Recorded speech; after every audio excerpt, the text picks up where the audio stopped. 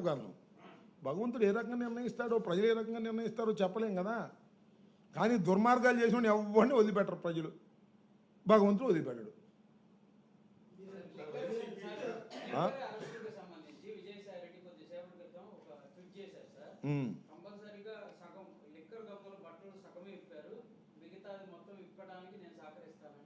అంటే ఆయన కూడా ఇప్పేస్తే మొత్తం ఇప్పేసి ఉంటుంది.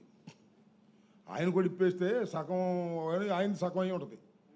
ఏదో పిచ్చి ఏదేదో మాట్లాడుతుంటాడే. ఇప్పుడు పార్టీ నుంచి బయటికి వెళ్ళిన పెద్ద మనిషి ఆయన. పార్టీ నుంచి బయటికి వెళ్ళిన తర్వాత మా మీద బురద జల్లడానికి సిద్ధించుకున్నాడు. చంద్రబాబు చేతిలోకి వెళ్ళిపోయాడు. ఏముంది దానిలో, ఏదైనా మాట్లాడతాడు. అలాంటి వాటికి ఏం సమాధానం చెబుతాం అడ్డగోలుగా మాట్లాడే వాళ్ళకి? మా పార్టీ నుంచి బయటికి వెళ్ళిపోయాడుగా. ఇక మా పార్టీ మీద బురద జల్లే కార్యక్రమం చేస్తున్నాడు. చేసుకొని ఎవడు కాదంటే ఇలాంటి చాలా చూసాం.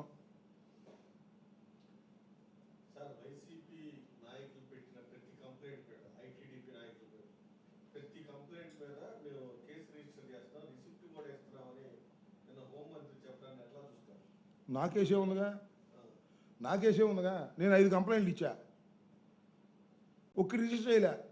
ఒక్కటి కోర్టుకి వెళ్ళా, హైకోర్టుకి, అప్పుడు 4 రిజిస్టర్ చేశారు. ఇంకోటి పెండింగ్లో ఉంది. ఇంకా 2 కంప్లైంట్స్ ఇచ్చా, ఇంతవరకు రిజిస్టర్ చేయలే.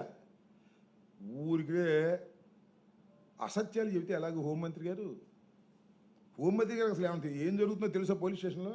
బుస్ ఆయనకేం తెలియదు. నారా లోకేష్ నాయుడు చెబుతాడు.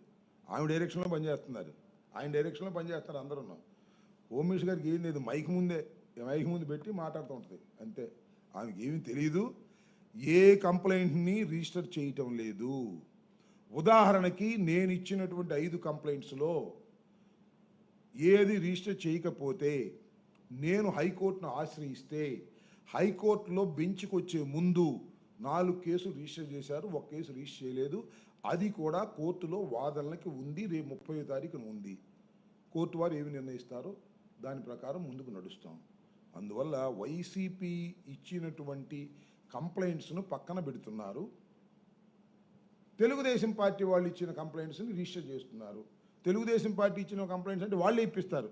చంద్రబాబు నాయుడు గారు, లేదు మన లోకేష్ గారు, లేదు హోంమంత్రి గారు, ఏ అశోక్ ఒక కంప్లైంట్ ఇవ్వు అంబటి రాంబాబు మీద, పలానా ఎస్ఐకి ఫోన్ చేసి అంబటి రాంబాబు మీద ఆయన కంప్లైంట్ ఇస్తాడు, రిజిస్టర్ చేసి సాయంత్రాన్ని పట్టుకురా. అది కూడా తెల్లారగట్టు పట్టుకురా. తెల్లారగట్టు పట్టుకొస్తే మళ్ళీ తెల్లారగంట లోపల కోర్టులో హాజరుపరచవచ్చు. పబ్లిక్ కోర్టులో కంటే రాత్రిపూట మ్యాజిస్ట్రేట్ ఇంటికి తీసుకెళ్ళి హాజరు పెట్టవచ్చు. ఆ రకంగా ప్లాన్ చేస్తున్నారు.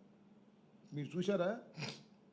గోరంట్ల మాధవన్ ఒకరిని, మొన్న కృష్ణవేణిని ఒకరిని, వీళ్ళిద్దరిని పబ్లిక్ కోర్టులో ప్రొడ్యూస్ చేశారు. కరోనందరినీ మ్యాజిస్ట్రేట్ గారి ఇంటి దగ్గరే ఆ టైం ఫిక్స్ చేస్తున్నారు. అంటే గుట్టు చప్పుడు కాకుండా, నిరసన బయటికి రాకుండా కోర్టు హాల్ నిండిపోయింది. మొన్న మీరు చూసారో లేదో, చూసారా?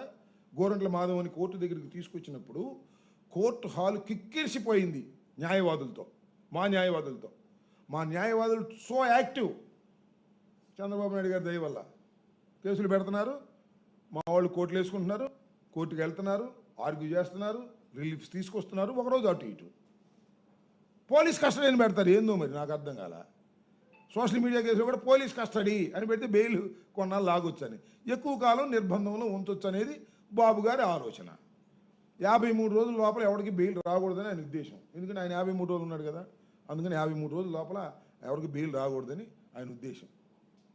తనలాగానే అందరూ లోపల ఉండాలి అని ఆయన ఉద్దేశం. నేరం చేసినా చేయకపోయినా. చాలా దుర్మార్గంగా ఉంది వ్యవహారం. ఈ దుర్మార్గానికి నేను చెప్పే ఇందాక మూల్యం చెల్లించదు. ఏ రూపంలో ఉంటుందో నాకు తెలియదు. అది మాత్రం వాస్తవం. బుక్ ఎందుకు? మాకు బుర్రే పెద్దది, బుర్రలు అన్నీ గుర్తుంటాయి. నేనేం బుక్ తయారు చేయట్లే.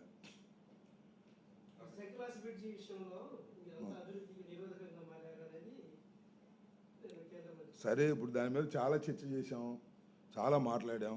శంకర్లాస్ బ్రిడ్జి సింపుల్ క్వశ్చన్ ఎంపీ గారికి, గౌరవ ఎంపీ గారికి మనవి చేస్తున్నా.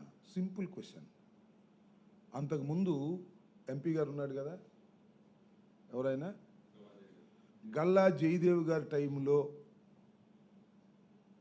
వేసినటువంటి డిపిఆర్ ఎందుకు మీరు కాదంటున్నారు చెప్పండి నాకు. సింపుల్. మీ ప్రభుత్వమేగా, మీరేగా.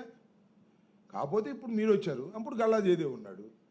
స్పీకర్ గారు అప్పుడు ఆర్టీసీ ఆర్ఎన్బి మినిస్టర్గా ఉన్నాడు. 2 అండర్ పాసులు, పైన ఐకానిక్ బ్రిడ్జి, 167 కోట్లు అని ఎందుకు వేశారండి మీరు? మరి వాళ్ళు ఏంటి 98 కోట్లు పడిపోయింది అంటే అర్థం ఏంటి? రేట్లు తగ్గిపోయాయి, బాగా అవసరాలు తగ్గిపోయాయా? ఈ 10 సంవత్సరాల అవసరాలు తగ్గిపోయాయా? మీరు సమాధానం చెప్పుకోండి చాలు, మాకు అవసరంలా. మేమేదో రాజకీయంగా మీ మీద బురద జల్లాలని ప్రయత్నం చేస్తున్నామని మీరు అపోహపడద్దు. Not at all. గుంటూరులో మీరు తలపెట్టినటువంటి 98 కోట్లతో తలపెట్టినటువంటి ఆ ఫ్లైఓవర్ నష్టాన్ని చేకూరుస్తుంది. పేనాం మీద నుంచి పొయ్యిలో పోయినట్టుగా అవుతుంది. ఆలోచన చేయండి, పునరాలోచించుకోండి, పంతానికి పోకండి. ఆ రోజున 167 కోట్ల రూపాయలతో ఎస్టిమేట్ చేసింది ఇవాళ 300 కోట్లు కావచ్చు.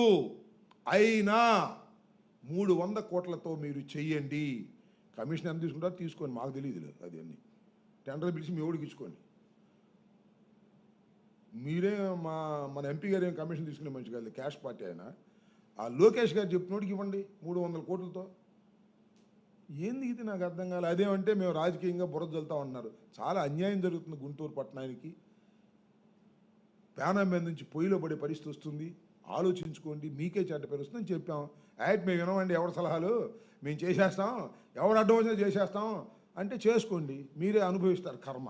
నేనేం చేయను, జనం తిట్టుకుంటారు మిమ్మల్ని. ఓకే.